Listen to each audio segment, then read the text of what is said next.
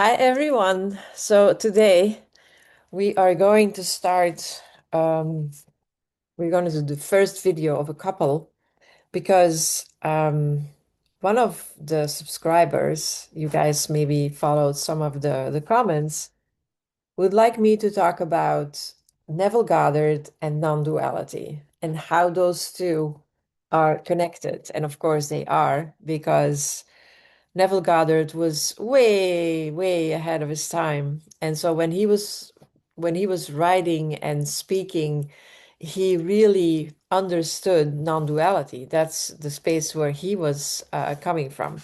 So I would like to read, first of all, out of The Power of Awareness from Neville Goddard.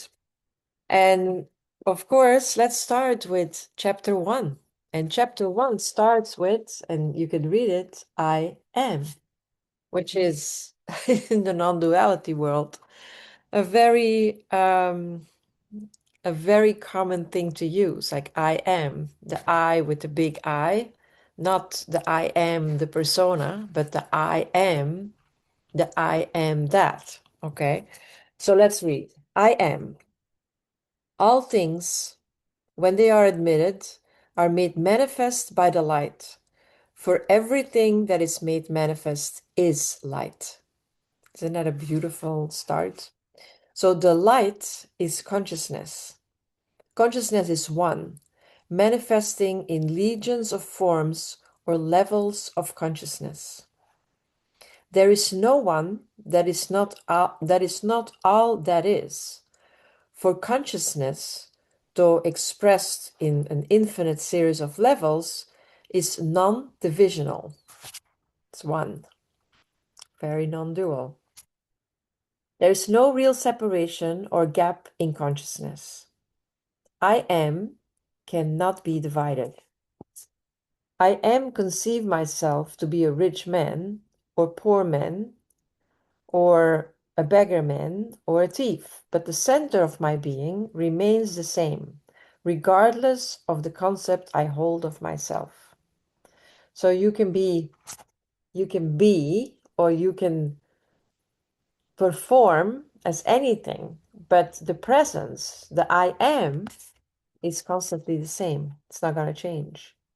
At the center of manifestation, there is only one I am manifesting in legions of forms or concepts of itself. And I am that I am. I am is the self definition of the absolute, the foundation of which everything rests. I am is the first cause substance. I am is the self definition of God. So in Exodus, we read, I am that I am.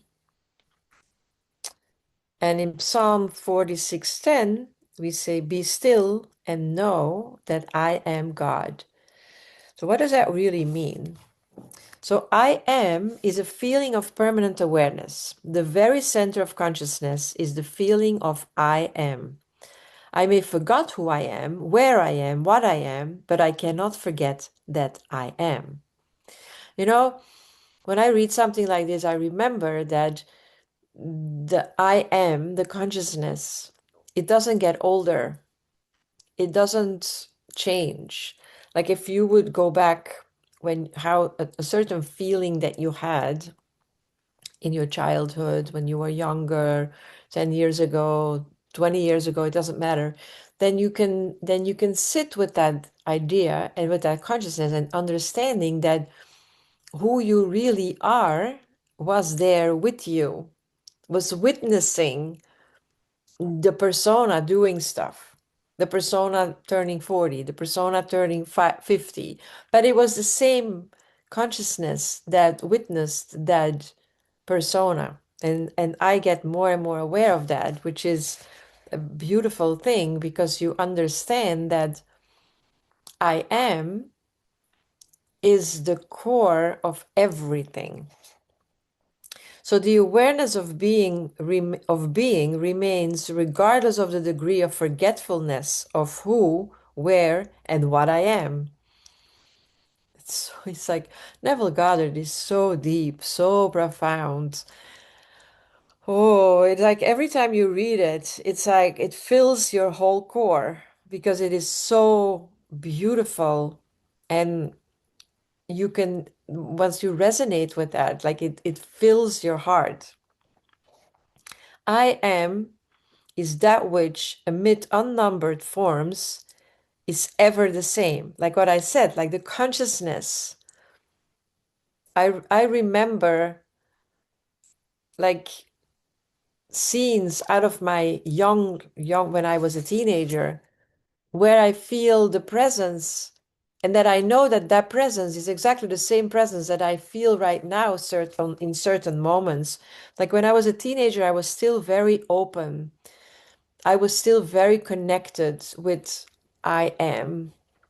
And I was aware, like I was very aware as a teenager. And I thought everybody had that, but it's not. And then, of course, life happened and I got more and more dense and dense and dense and dense. And then I had to get rid of all those shells again to get to the core and to know that that consciousness was always there, but I covered it with a lot of layers.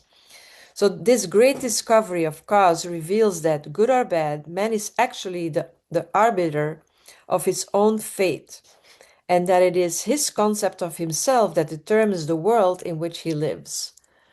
Oh, so profound, you guys. He says literally that you determine the world in which you live. You create that world in which you live. Oh, this is good.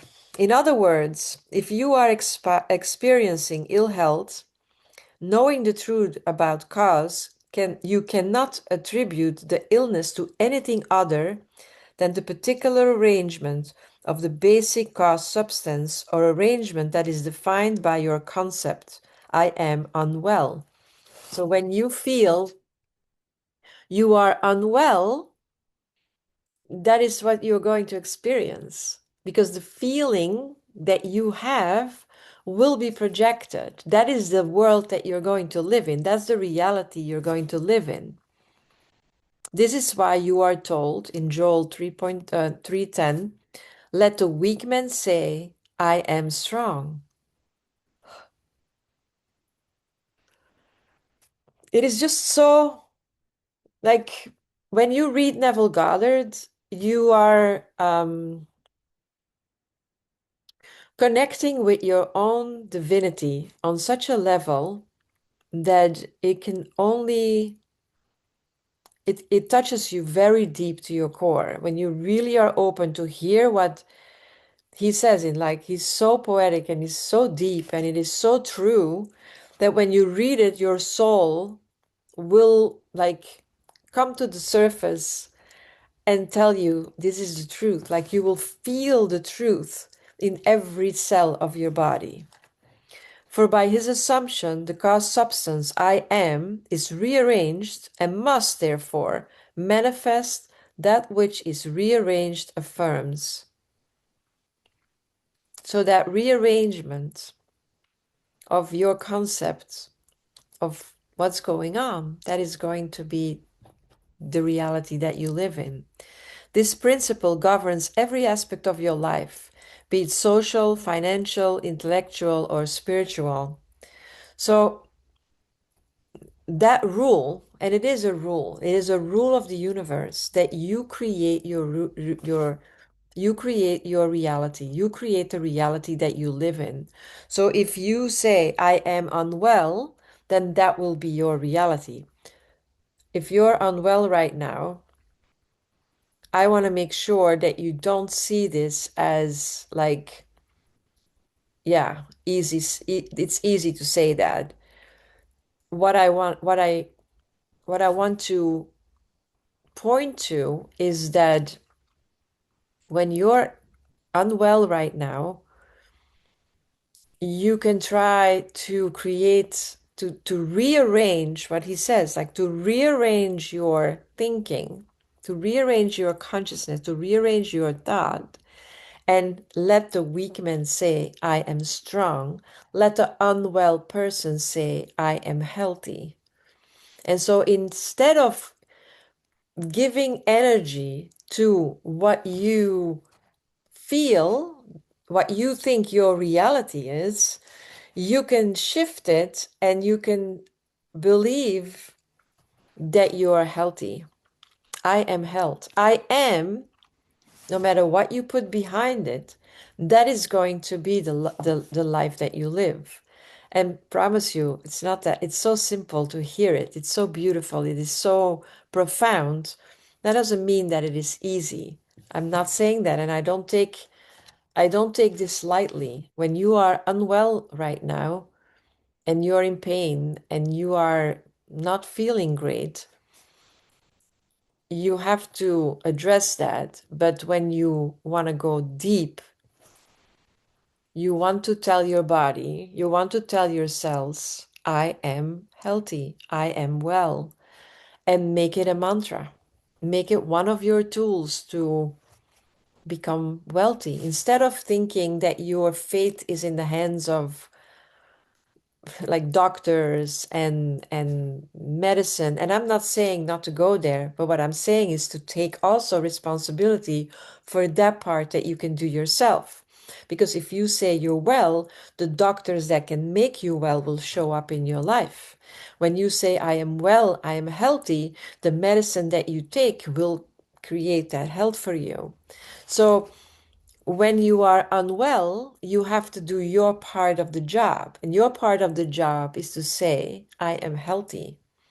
When you are when you are in a difficult relationship, it is your job to say, I am in a loving relationship, even though everything outside of it is showing a different thing. But because whatever you perceive to be true will unfold. That's the that's also part of a non-dual way of looking at it. And we're going to talk about that in a little bit because I did some research on that. I want to share that with you, so bear with me. So let me read further. In other words, when you say, I am a man, I am a father, I am an American, you are not defining different I ams. You are defining different concepts or arrangements of the one cause substance, the one I am. So you take on different masks, what Jung would say. You take on the man, you take on the husband, you take on the father, you take on the American. Those are all the masks. But the essence inside doesn't change because you say, I'm a man. The essence, the consciousness doesn't change. Even in the phenomena of nature, if a tree were articulate, it would say, I am a tree, I'm an apple tree, a fruit tree. When you know that consciousness is the one and only reality, conceiving itself to be something good, bad, or indifferent, and becoming that which is conceived itself to be, you are free from the tyranny of second causes. How powerful is that? My God. Free from the belief that there are causes outside of your own mind that can affect your life. Wow. Free from the belief that there are causes outside of your own mind that can affect your life. Nothing outside of your own mind can affect your life. Whatever is expressed in your life, whatever is out there, whatever you see, whatever you are experiencing is just a result of what's going on in between your two ears. That's it. That's it. It's a very hard pill to swallow for a lot of people. That's why Neville Goddard never became that popular. It's like, whoa, this is like splash in your face. In the state of consciousness of the individual is found the explanation of the phenomena of life. The state of consciousness of the individual, that's where you find how life works. If man's concept of himself were different, everything in this world will be different. His concept of himself being what it is, everything in this world must be as it is. Thus, it is abundantly clear that there is only one I am, and you are that one I am. And while I am is infinite, you, by your concept of yourself, are displaying only a limited aspect of the infinite I am. And this is chapter 1. So, what a start. Are you still with me? Okay. So, because what I want to do, I made a couple of notes. And so, when what Neville Goddard here like calls the I am in a way that is the non-dual self. So if we want to connect it with non-duality, I am is the non-dual self. And so the I am is your real identity. It's like the core, who you really are. And who is not even a good word. What you really are, also not a good word. It is like your real identity. So Neville Goddard, he defines the I am as the small personality. Okay? He doesn't define it as a small personality. So it's not like I am is the big consciousness. It's not like I'm a woman, I'm a mother. I am talking to you right now. So he points to pure awareness before any label. So that's it. Like before anything, like when you are born, no labels, pure awareness, that's the I am. And that is exactly what non-duality teaches. Before you are a person with a story, you are the knowing of the story. Before any identity, there is the simple awareness I am. Before there is the knowing of the story. This is also like very, very cool. I had to think about that. So in non-duality, your true nature is the unchanging awareness in which all experiences appear.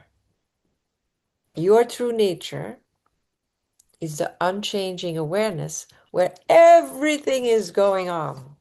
Your thoughts, your emotions, body sensations, even your sense of me, I'm disconnected from you, that idea are appearances within awareness, not awareness itself. So your thoughts, emotions, everything that's going on is not awareness itself. It's the expression of it.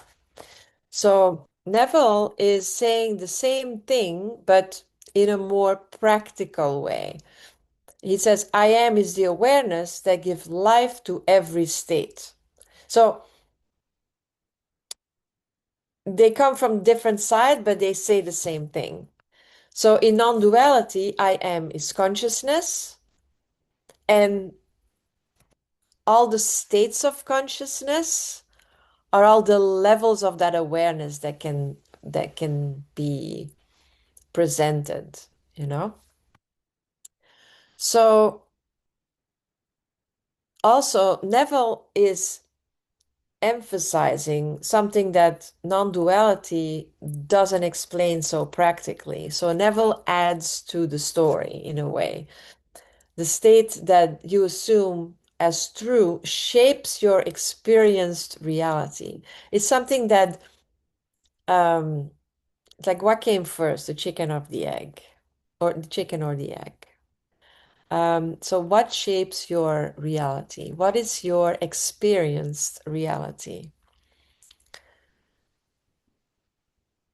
It's a very good question. Like I'm thinking about it as I made these notes, but I'm thinking about it as I talk to you guys, because the state of consciousness that you identify with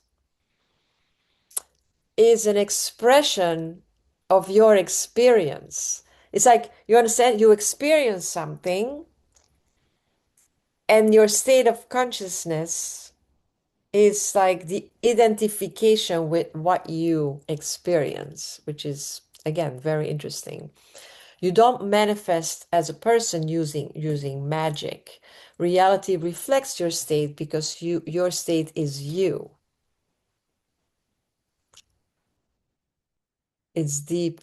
It's deep. It's deep. It's deep. It's very deep. So Neville says, I am is your true self before any label. And in non-duality, we say, awareness is your true nature before identity. Same thing. Same thing. Neville says the states of consciousness that we are in, are assumed by consciousness.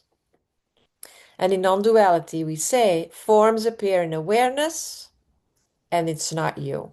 You are not like there's only one. Neville, he talks about assuming the wish fulfilled, like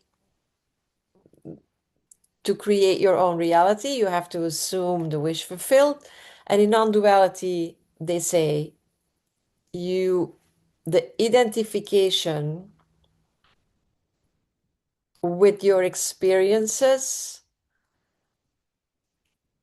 are creating the self, which is um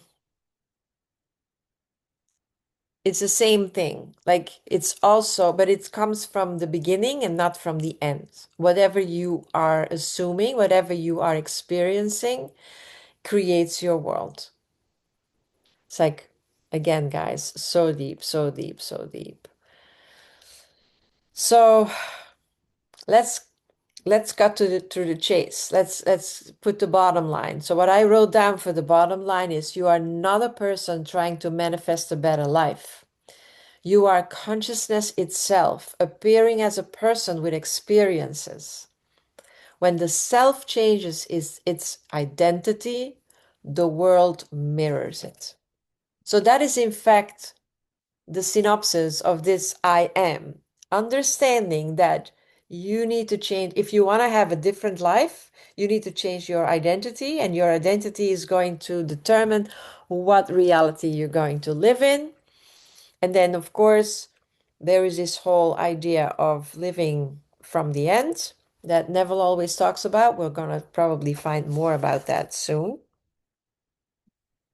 But it's definitely, I have no doubt that Neville came from a non-duality standpoint, and that he definitely recognized his true nature, and that he knew that he was the witness, and he describes that beautifully. So the next video that we're going to do is going to be chapter 2, consciousness. So let's talk about that next video. Also, give me your thoughts. How does it help you? Because you see, the only reason why I would like to do this series of Neville Goddard is that, and I did that before, by the way, if you look back in older videos of mine, but I think I also grew in consciousness. So I think that I can have a deeper, I think I have a deeper understanding of what Neville was explaining, deeper than I had a couple of years ago. And so that's why I love doing it again, because for me, it's also what a, it's so beautiful. Like I can't tell you how much I enjoy reading. And it was a while ago. So thank you, Martin, for bringing that up and asking about that, because it really, um, I had his book sitting here for so long. I read it a million times, but it was a long time ago. So I'm so grateful for picking it up and having another layer of understanding and sharing it with you guys. So really, let me know what you think about this, and what are your insights? What are you thinking about if you read this chapter. Let me know. So this is it for today, and we'll talk soon. Bye for now.